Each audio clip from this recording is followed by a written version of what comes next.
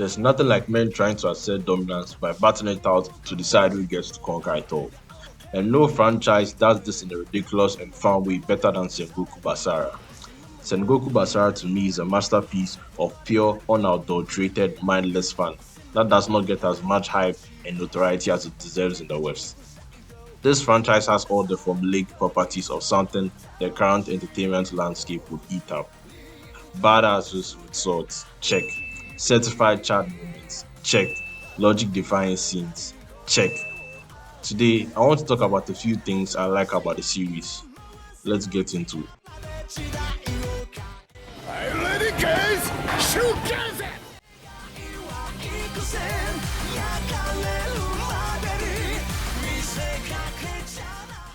SB, which is how I'll be referring to the franchise for the rest of it, serves as one of Capcom's flagship series in Asia, and as of June 30th, 2022, the game series has sold over 4 million copies worldwide.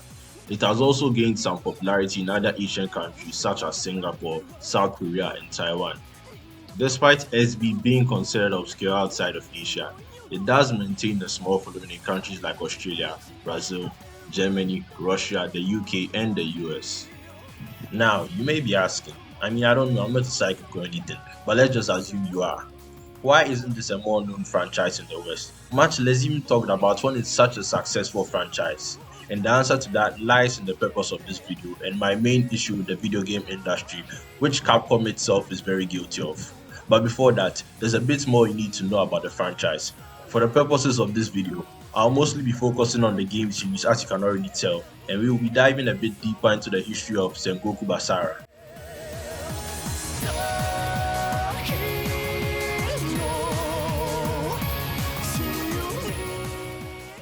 Sengoku Basara is a series of video games developed and published by Capcom and a bigger media franchise based on it, including 4 anime shows, an anime movie, a live-action show, a magazine series, a trading card game, and numerous drama series, light novels, manga, and stage plays.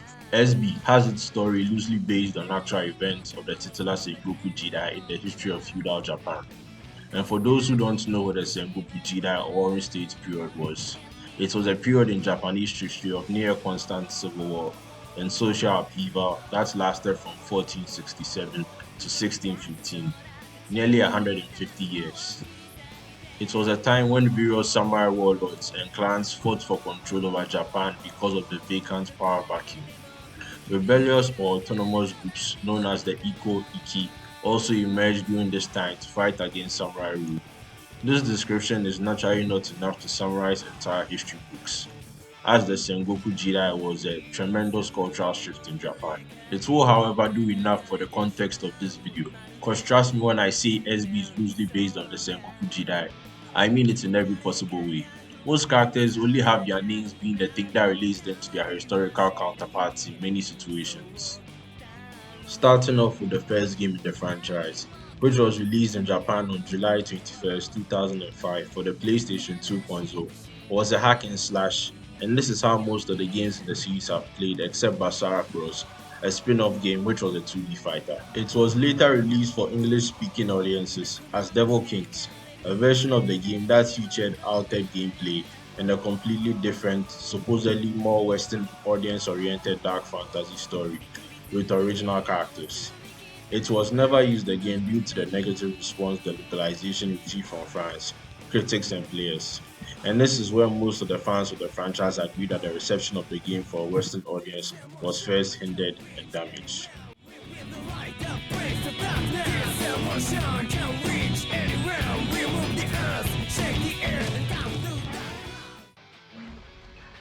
If we are looking back at the origins, we have to acknowledge the man whose vision brought this about, Hiroyuki Kobayashi. Hiroyuki-san is the creator of the franchise and has helped in creating other popular games such as the Resident Evil series, the Devil May Cry series, the Dino Crisis series, Killer 7, and Mega Man 11.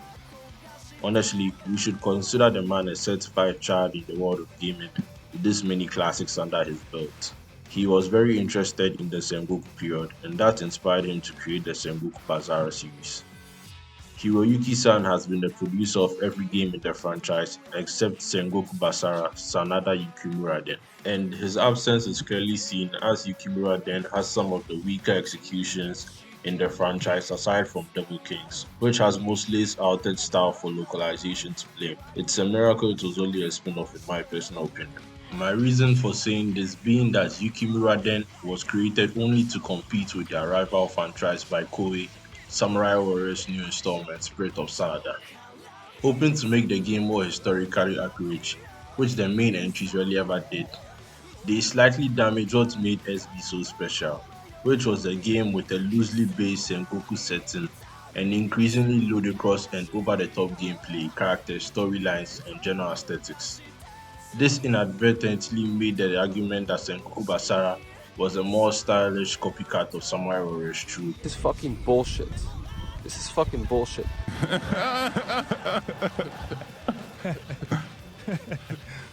There's also Makoto Tushibayashi, who has been a director of every console and handheld game in the series, except for SB Sanada Yukimura-den, and handled character design.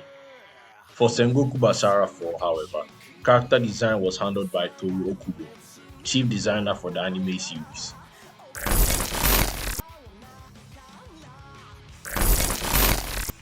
The current state of the Sengoku Basara series has been in a purgatory for a lot of fans, especially the Western ones, since no game has been released for English audiences since Sengoku Basara Samurai Heroes.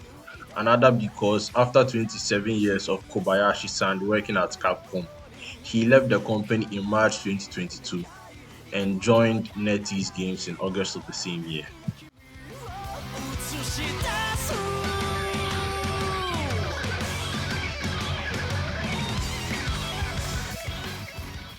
If you haven't realized by the clips I've been showing in this video, SB is pretty wacky, in a good way of course. Take for example its characters.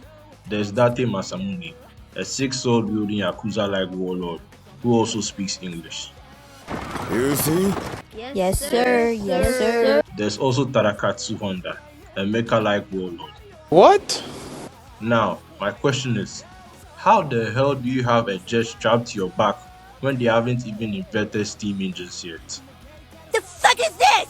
Take a look at this. You'll see. Just take a look. You're not even going to believe it.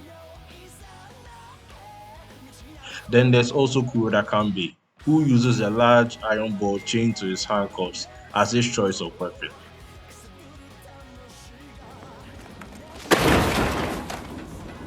But it seems this bold approach to telling the story that was not bound by actual history paid off. As the series was so successful, it made Sengoku warlords become among young women, and female tourists purchased goods and visited places related to them was reported to be increasing. In the 2009 Miyagi gubernatorial election, Masamune Date, who appears in this series, was used for publicity posters. But can you blame them? Masamune Date is a historical gigachad. The man has handlebars and exhausts on his horse, which he doesn't even need.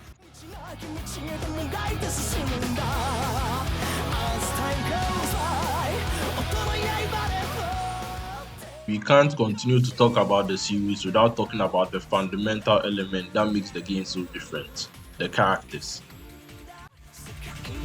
I'm Dragon Lord!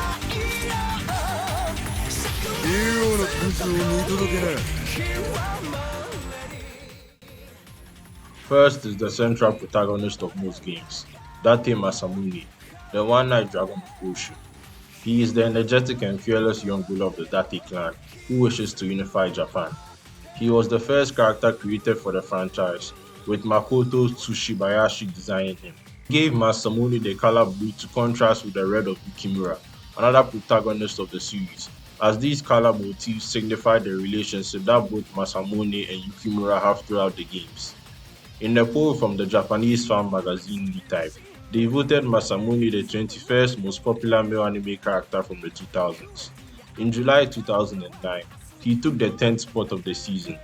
Initial reactions to Masamune focused on his particular use of 6 swords, with Games Radar jokingly speculating that they were behind Masamune having an eye patch.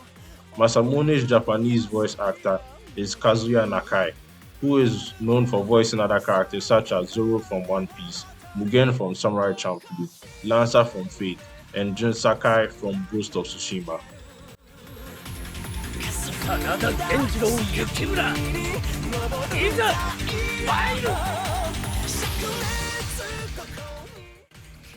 Next is Yukimura Sanada. Yukimura is a hot-blooded and battle-crazy samurai, in strong contrast to Masamune's cool demeanor. In Yukimura's life, battle is everything.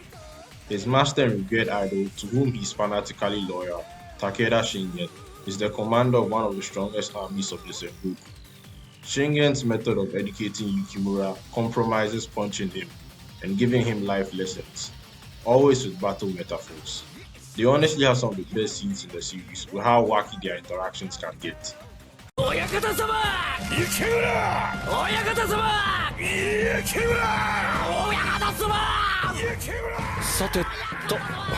Probably because of this, Yukimura is incredibly naive and completely ignorant of anything related to the opposite sex, leading him to be made fun of by Maeda Keiji, and him always cringing in horror at Maeda's antics, as well as having various humorous conversations with his ninja subordinate, the lazy and aloof Sarutobi Sasuke. Another remarkable quality of his personality, mostly shown in the anime, is his respectful manner of speaking, always adding an honorific when addressing someone. Yukimura's way of fighting is 100% frontal, one-on-one with no tricks or cheating. His ideal is to avoid the path of the warrior and constantly searches for new possibilities to test his skills, preferably by battling Date Masamune, all the while supporting his master's goals to enter the capital and conquer the country. Ironically, the actual historical figures Masamune and Yukimura never met. These two served as the main protagonists of the series, with Maeda playing the role of a triantagonist in Sengoku Basara 2, until SB3 where they played background roles in service of the story that was being told.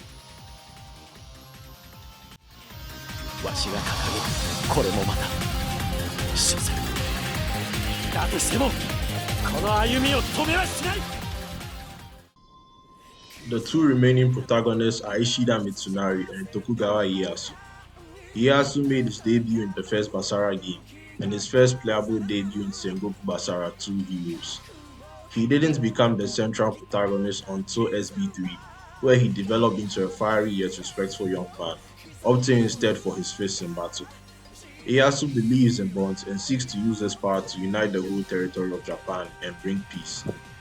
After seeing Toyotomi Hideyoshi's lust for power, Ieyasu rebels against him, sparking off the events of Sengoku Basara 3.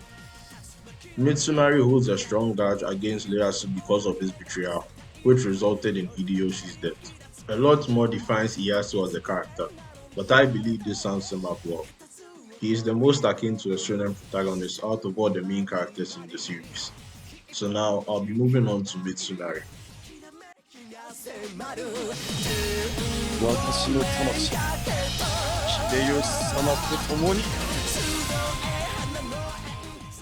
Mitsunari was a loyal retainer of Hideyoshi to the level of worship, going as far as to kill those who do not follow Hideyoshi, those who curse him, and those who doubt him. He even vows to kill Masamune for making fun of his master during their first encounter. But Mitsunari rarely speaks abusive words or holds a grudge against people who would do that to him. He is pure and clumsy, so he is inflexible and hates and never forgives betrayal. His emotional and hostile personality makes him less favored in his mission to gather allies to kill his former friend Ieyasu. But a few people come to understand his innocence and loyalty, and how he never betrays those he once trusted. This gains him the admiration of his subordinates and allied forces.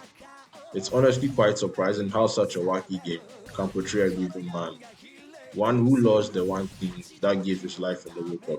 Mitsunari's hatred and obsession with revenge against Ieyasu clouds his judgment often and makes him exasperating as a character.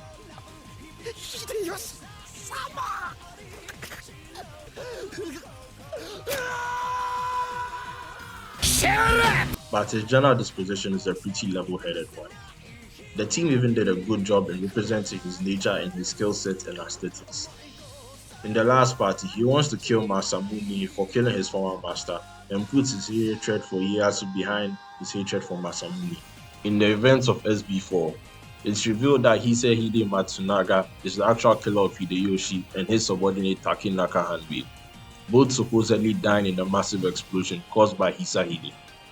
Ieyasu, knowing that Hideyoshi is dead and Mitsunari's reason for living died with him, lies and says that he killed him only because he was in the way of him conquering the country.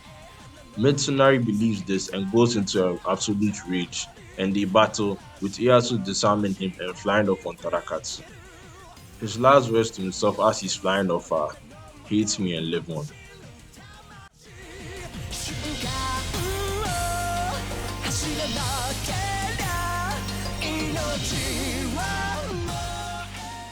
As I've sort of touched on the events that take place throughout the games, and to reduce spoilers, I'll skip talking about the first two games and talk about 3 and 4, as these both serve as continuations and soft reboots to the story. Contrary to the previous games, where each character has a different story background, SB3 has a shared storyline for all characters, such as Imagawa Yoshimoto and Azai Nagamasa's deaths during Nobunaga's conquest campaign, then Nobunaga's death at the hands of Akechi Mitsuhide. Toyotomi Hideyoshi's forces defeated Mitsuhide at Yamazaki and then unified Japan, just about when Hideyoshi was planning to expand his campaign toward conquest. Ieyasu stages the rebellion, which ultimately ends in Hideyoshi's demise and starts the events that lead up to the game. Sengoku Basara 4 serves as a prequel and continuation to the first 3 games.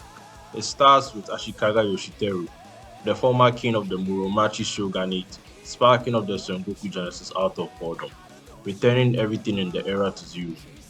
He relinquishes the Shogunate's rule, which causes the Sengoku Genesis as he longs for heated battles, besides wanting to put the next generation of warriors to the test and see if they are worthy of taking his place. There's a lot more to say about the story, as the last game released for PS4 on July 21st, 2020, the Sumeragi Anniversary Edition has 40 playable characters. Every character has a story mode, although some are lengthier than others. They also packed this installment with some pretty cool anime cutscenes. Sengoku Basara may not offer the most remarkable storytelling, but the events of the game, character portrayals, and unique gameplay make the series very entertaining without the newer installments getting repetitive. TM Revolution, or Abingdon Boys School, where Nishikawa is the vocalist, mostly created the songs for the games and anime. The music has always been an enjoyable part of the franchise, and I believe they deliver tracks that fit the series tone. Abingdon Boys School also created theme songs for popular titles such as Soul Eater, The Grey Man, and Darker Than Black, with Nishikawa having had a relatively successful career as an artist. Other artists and groups that have contributed include Scandal, Doa's Infinity, Chiaki Ishikawa, and Mamiko Noto.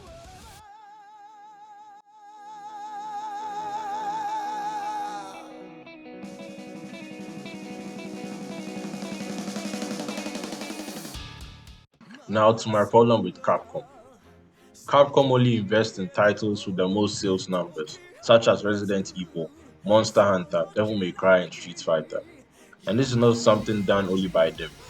Behemoth companies like EA, Activision, and Ubisoft have been the dead coffins of far more relevant franchises that had the potential to be more than they ever became, all because of sales. The trend has been to neglect IPs that have considerable potential in favor of the most successful ones, with a single-minded goal of reducing cost and maximizing profits. I understand that game development is expensive and they would instead create more gacha games that are cheaper. Easy. But I think they hold a lot of great IPs that need to make a comeback and deserve more love than the company has showed them. It shouldn't be difficult for Capcom to consider some of these games with devoted fandoms. Capcom, however, isn't the most notorious for buggy games, thankfully, so I genuinely believe they can pull this off. They have a lot of different games they could tap into, including Mega Man, Ghosts and Goblins, Okami, Onimusha, Lost Planet, Dino Crisis, Phoenix Wright, Strider, and Remember Me. All these games have the chance to be revamped and reworked in various ways to fit the modern audience. Games aren't only about physical and digital sales now. It's also about how much in-game DLC players purchase, and franchises with devoted fandoms could better leverage these channels to get more income. Although these methods may sometimes get on gamers' nerves, game producers like Rockstar, EA, and Activision Blizzard have used this monetization model as their significant source of income. Not that it's a method I agree with, but I believe there are ways they can use this without pissing off gamers, while providing them with new experiences and content they would enjoy. The game's first must be in complete and playable states for players to consider making these purchases.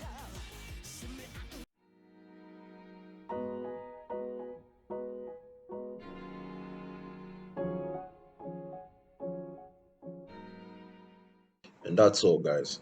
I know there's a lot more I could have covered or better elaborated on, but for the sake of getting this video out as soon as I could, there were some compromises made. But you can always leave a comment on stuff you'd have liked to have seen in this video, and who knows what might happen.